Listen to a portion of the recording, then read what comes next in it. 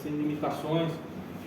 Depois a própria hematopoiese, né, também ali há um papel importante na renovação das células sanguíneas, beleza? E produção de calor também.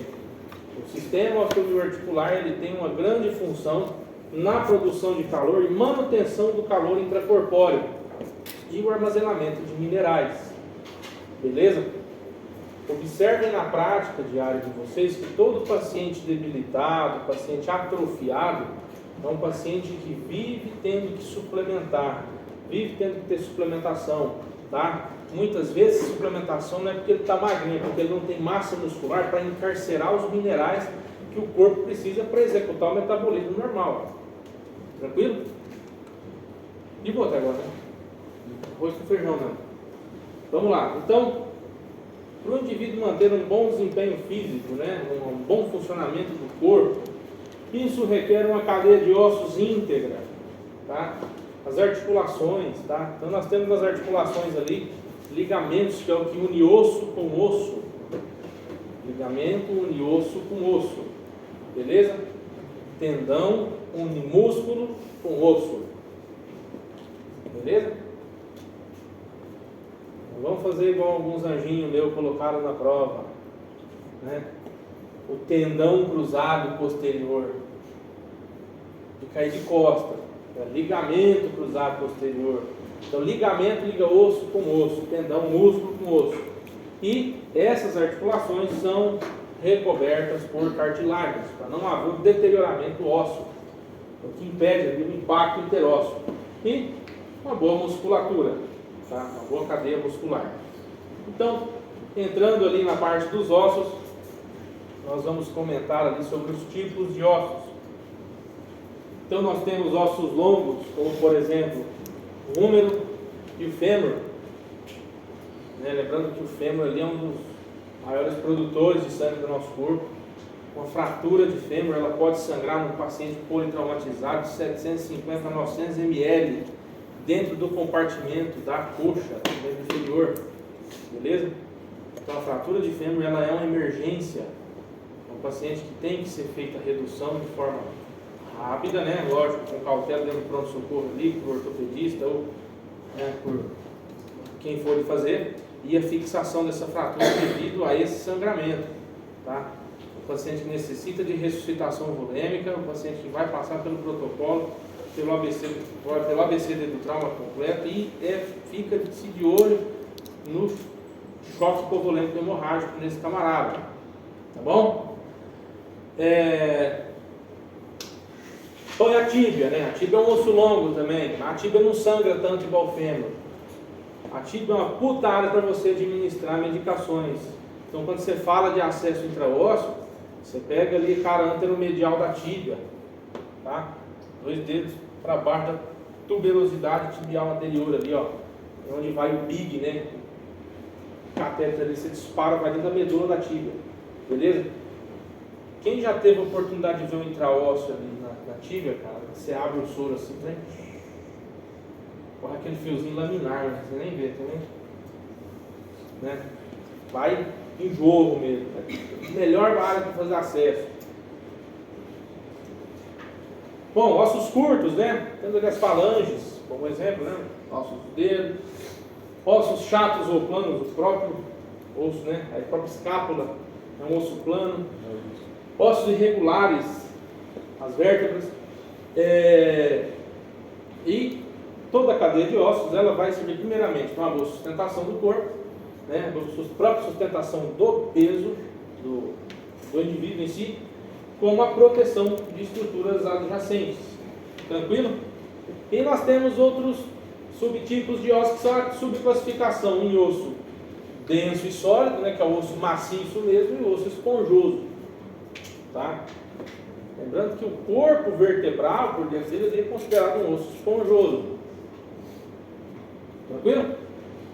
Boa, né? Bom, e agora entrando nas articulações, a articulação ela é revestida por uma membrana, né? E pelo líquido que banha essa articulação por dentro, que é o líquido sinovial. Beleza? Esse líquido sinovial é o que ajuda e facilita a lubrificação intraarticular para que reduza o atrito interarticular e reduza também um pouco o atrito do osso com a cartilagem, não havendo assim um desgaste excessivo da cartilagem. Beleza? Nós temos tipos de pacientes no consultório que acontece o seguinte: o paciente faz aquela dieta doida, sem acompanhamento nenhum. Ele fala assim: amanhã, a partir de amanhã, eu vou só ingerir 19 gramas de carboidrato por dia. Tem. Esse paciente, um mês, ele perde 20 quilos por aí. No outro mês, ele chega no consultório e fala assim: doutor, eu emagreci pra caramba, perdi 20 quilos, eu não estou aguentando de dor no joelho. Piorou minha dor no joelho, dor no quadril, dor no ombro, ó. Mexe assim, crepita, que você escuta de longe o ombro crepitar. Quando eu estava gordo, não fazia isso. Por quê? Você acelera o metabolismo do paciente, você reduz a ingestão calórica dele, então o corpo começa a consumir gordura de onde tem. O primeiro lugar que seca é o quê? Líquido sinovial. Então, entre aspas, consome o líquido sinovial mesmo, seca o líquido sinovial da articulação. Aí o paciente piora. Tá? Então, é comum você ver paciente bariátrico que depois da bariátrica, né, depois de 2, 3 meses, começa com dor articular excessiva. Sem contar também que entra a questão da desidratação cartilaginosa. Começa a desidratar menisco, disco meniscoide, né? Desidrata tudo. Então, onde as articulações começam a crepitar e desenvolver em alguns pacientes síndrome do impacto. Tá? O famoso desgaste mesmo. Se der sorte, não for na cabeça do fêmur, na articulação ali do quadril, ainda está de boa. Porque, geralmente, quando é na articulação, quando eu falo fêmur coxal, né, fêmur acetabular, esse paciente muitas vezes desenvolve também derrame interarticular. Começa a desenvolver necrose interarticular. Então aí já complica mais um pouco. Beleza? Aquela necrose na cabeça do fêmur, então, é obrigatoriamente isso? Na maioria das vezes. Tá? Na maioria das vezes. Bom, então as articulações também são responsáveis, né, por dar movimentos móveis e amplos, né? Os movimentos têm que ter um certo grau de manipulação, tem que ter um certo grau de movimento, né? Algumas articulações elas têm movimento limitado, né? Outras articulações elas já são imóveis, elas já não têm tanta movimentação, e as articulações recobrem os ossos com uma cápsula cartilaginosa, sendo revestida por uma membrana que secreta líquido sinovial, junto com tendões, tecidos conjuntivos, ligamentos e ossos, proporciona um movimento e reduz o atrito. Beleza? Beleza. Basicão da articulação. Já os músculos, né? O tecido muscular corporal já é responsável pela movimentação voluntária, falando de tecido musculoesquelético mesmo, né? A movimentação, você dobrar seu braço, uma flexão, você abaixar, você caminhar. Então, ele tem uma complexidade, né, abrangente, onde você tem tanto ali englobando nele funções endócrinas e neurológicas, né? Então promove a excitabilidade, contratilidade, beleza? Extensibilidade. Também tem um grande papel ali no catabolismo, né? Então, onde a gente citou lá que mantém a temperatura corporal também, beleza? Então, é importante nós termos essa integridade, tanto do sistema articular, do sistema ósseo, do sistema muscular, para que o indivíduo viva bem, para que o indivíduo consiga exercer as suas funções básicas no dia a dia. Beleza? Até mesmo a gente evitar, né, nesses pacientes, distúrbios de depressão, porque, ninguém merece ficar acamado aí e outra pessoa cuidando de você. Ainda mais a gente trabalha com alguns pacientes jovens aí que às vezes sofrem fraturas aí, o osso, vamos falar um português claro, assim, esfarela o osso, o camarada fica com fixador Elisarov, aquela gaiola redonda na perna, 6 meses a 1 ano, muitas vezes, né? Então, assim, o paciente perde a mobilidade, é o paciente que volta no consultório depois a família fala assim, pô, tá depressivo aqui, beleza? E com razão, né? O paciente parou a vida dele, não consegue mais caminhar sozinho, muitas vezes, não consegue exercer as funções que ele exercia, tem que parar de trabalhar, beleza? Então, entra um grande assunto por trás da boa integridade física, que são os fatores psicológicos que estão aí suscetíveis a um mau funcionamento do sistema osteomioarticular do paciente. Beleza? De boa até agora? Os distúrbios podem variar de alterações que causam desconforto por distensão, distensão do ligamento, e condições que ameaçam a vida, como a distrofia muscular. Então nós temos algumas enfermidades que vão atrofiando o paciente, né? Atrofiando até levar esse paciente a óbito. Entre mesmo que vou só citar uma patologia, né? Que é a esclerose lateral amiotrófica. É uma patologia que ela vai definhando o paciente, né? E é uma doença que muitas vezes demora a diagnosticar, até porque não é qualquer lugar que fecha um diagnóstico desse. Você pega um paciente do interior aí, até esse paciente fechar o diagnóstico, cara, ele já definhou demais, deteriorou muito, tá? O paciente já está bem emagrecido, bem atrófico já, beleza? Então, um exemplo de uma patologia. Outras situações também, nós temos aqueles pacientes acamados, né? Vamos botar um exemplo aqui, aquele paciente que levou um disparo de arma de fogo ali em altura de 3ª, 4ª vértebra cervical, deu uma cagada e ele não morreu, mas ficou tetraplégico, tá? Então esse paciente é um paciente que ele é escravo de fisioterapia o resto da vida dele para evitar ou para diminuir o curso da atrofia, para preservar o máximo de massa muscular desse paciente, beleza? Muitas vezes você receita fisioterapia para esses pacientes, nem para ele voltar a andar, é para evitar a atrofia, é para esse paciente movimentar, para ter ali com um aparelho, com um eletroestimulador, com um TENS na vida, para ter um pouco de contratilidade muscular, para não atrofiar tudo, beleza?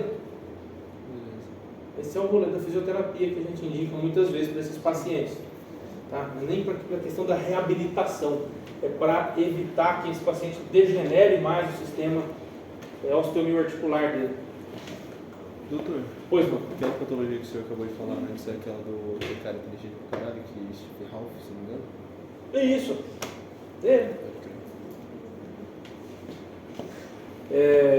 Bom, então, parte do exame físico, né? Aí a gente vai falando separado, depois dentro de cada patologia, a gente vai entrando no exame físico, tá dentro da clínica de cada patologia depois e vai debulhando de uma forma mais minuciosa. Hoje é mais a parte introdutória, né? Então, nós começamos a nossa investigação ali, né? Primeiramente a gente pergunta, né, para o nosso paciente, né, aquela clássica lá da semiologia 1, o que te traz aqui, né? Qual o motivo da consulta? Ah, doutor, aí chega os velhinhos lá no consultório, eu estou com a dor no pé da cacunda aqui, ó. Tá? Primeira coisa é o motivo de consulta, onde dói, né? E aí a gente faz aquele clássico Alicia Fredusa da dor, padrão. Alicia Fredusa, lembra? Aparição, né, localização, intensidade, característica, incidência, atenuação, né, frequência e duração de sintomas acompanhantes. Tá? Então, padrão da semiologia, Alicia Fredusa para qualquer dor, semiologia da dor. Beleza? Então, os dados subjetivos, né? Então a gente tem desde hábitos relacionados. Você tem que perguntar até o jeito que o seu paciente dorme, tá? Chega lá no consultório, o paciente com aquela dor, aquela enxaqueca assim, travada no meio das costas, como é que você dorme? Muitos vão se identificar agora. Doutor, eu durmo assim, ó, de bruxo, ó. Ó, se entregaram, né? Acorda com torcicolo, pelo menos uma vez por mês, tudo pescoção girado já. Tá? Então, importante você perguntar o jeito é que o paciente dorme, beleza? Você senta no sofá, como é que você senta no sofá? Eles não sentam no sofá bonitinho. Senta que jeito, né? Beleza? Quanto tempo você fala? Eu chego lá e fico das 7 da noite até umas 8h30, 9 horas. Fico lá com a lombar torcida no sofá, com a perna aberta, assim, ó. Trabalho também, né? Trabalho. Você trabalha com o quê? Meu paciente, quando chega lá no meu consultório, não contei o trem que eu faço. Eu sou quiroprata. Chega lá, você trabalha com o quê, filho? Doutor, eu fico no computador o dia inteiro. Beleza? Então, sou caminhoneiro. O clássico da hernia lombar, cara. Né? Dores na lombar. Então, assim, primeira coisa, a gente pergunta a queixa, pergunta o que o paciente trabalha. Beleza? Então, hábitos relacionados, né? Sinais e sintomas e a queixa atual, início, duração e intensidade dos sintomas. As articulações, o que eu observo ali, né? Primeiramente, dor. O que traz o paciente ao consultório é a dor. É a dor. Ninguém vem no consultório de cara porque começou a sentir crepitar. Mas também cheio de areia, assim. Não, o cara vem, olha que não está cantando de dor mais. Primeiro ele toma Dorflex, ele acaba com a cartela de Dorflex por semana, depois ele evolui para o Torcilax, aí ele vai para o Tandrilax, ele vai subindo com o Miozan toda noite antes de dormir, e até que ele não aguenta mais de dor, e vem, beleza? Rigidez, tá? Edema, inchaço, calor, a articulação está quente, né? Limitação de movimentos, é o clássico, né?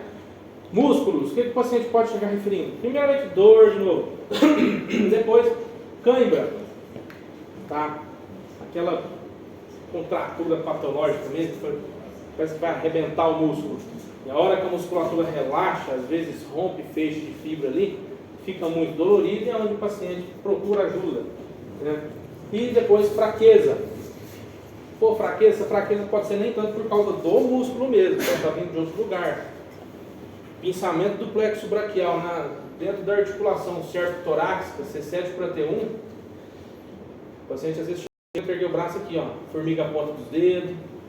Aí o cara já foi no vascular, já fez Doppler de vaso periférico, não tem nada. Faz raio-x, não dá nada. Normalzinho, tá?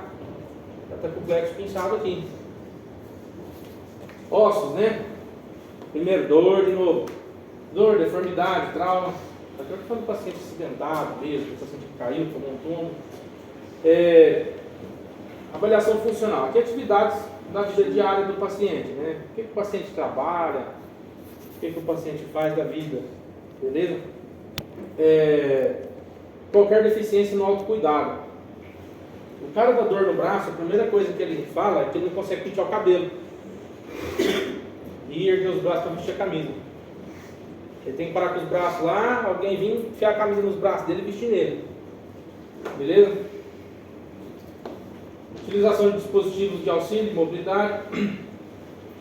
Isso aqui é engraçado, cara. Um dia eu estou lá de boa, chegou um rapaz lá, um rapaz de uns 19 anos, assim, travadaço mesmo, foi pro CrossFit, tava lá, eu amo CrossFit, cara. Doutor, você faz CrossFit? Não, lota o consultório. O cara tava no CrossFit, e aí ele conseguiu distender o quadrado lombar. Beleza. Aí ele chegou com um andador no consultório. Falei, você alugou um andador, cara? Falei, não, peguei da minha avó. Vocês estão rindo? Peguei da minha avó. Quanto tempo que demora mais ou menos aqui? Tem que devolver para ela. Mentira! Se isso for comigo um dia lá, você chora. Pegou o andador da avó. Comportamento de autocuidado, né? Riscos ocupacionais, levantamento de peso, movimentos articulares repetitivos, né? Aquele professor da rede pública que ainda está lá no gizão lá, ó. Chega lá com a clavícula dessa altura e a outra baixinha, assim, ó. Pô, tá alto aqui. Trabalha com quem? Eu sou professor. Quantos anos, né? Uns 25 anos já. Meu Deus. Beleza? Outro. Exercícios, recente ganho de peso. Recente ganho de peso aqui é aquele paciente que engordou meio ligeiro, tá? É igual nós, que já é gordo de muitos anos.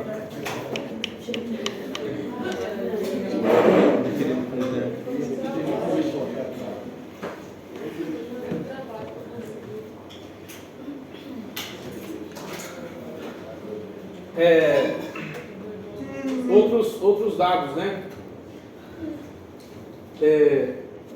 Avaliar a função para atividades da vida diária, né? Rastrear qualquer outra anormalidade.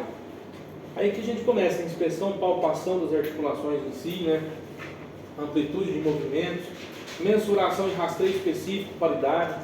É aquele negócio. Por que eu cito isso aqui? Porque não adianta você pegar um paciente de 70 anos e querer que ele faça a mesma movimentação que um paciente de 17. Beleza? Uma avaliação musculoesquelética completa e adequada para indivíduos com doenças articulares, com história de sintomas musculoesqueléticos ou com problemas na realização de atividade diária.